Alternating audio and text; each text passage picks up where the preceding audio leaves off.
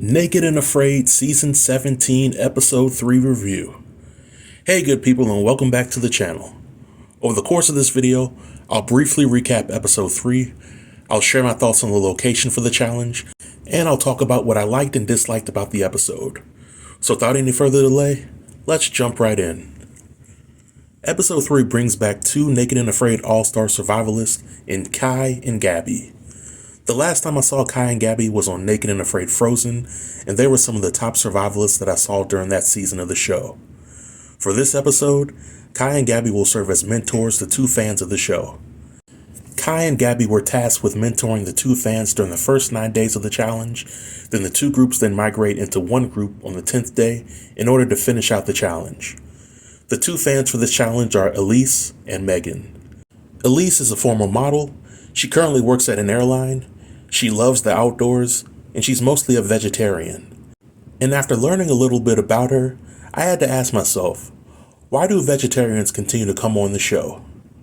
I'm all for people that love Naked and Afraid coming on the show and proving to the world that they can complete a challenge.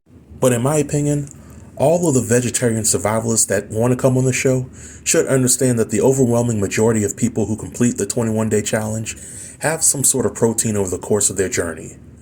So just know that if you come on the show, consuming protein might mean the difference between surviving and wasting away. But the second fan participant is Megan. Megan is a middle school teacher who can think outside the box, and she feels that her attributes can help her accomplish anything.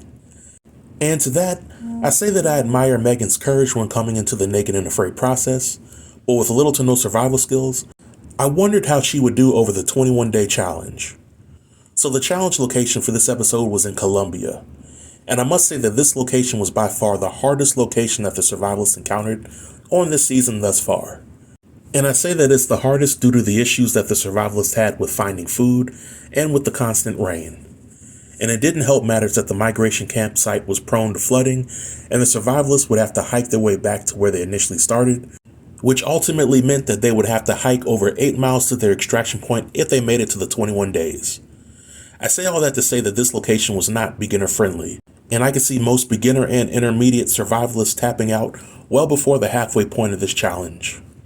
Now after watching this episode, I gotta tip my hat off to Gabby and Kai. Both women are true powerhouses and legends in the world of Naked and Afraid. I was so impressed with how they completed their Naked and Afraid Frozen challenge that I wish that they would be cast on Naked and Afraid Last One Standing, because I believe that they could not only hold their own, but they could give the men a true run for their money. But in this challenge, Gabby was paired with Elise and Kai was paired with Megan.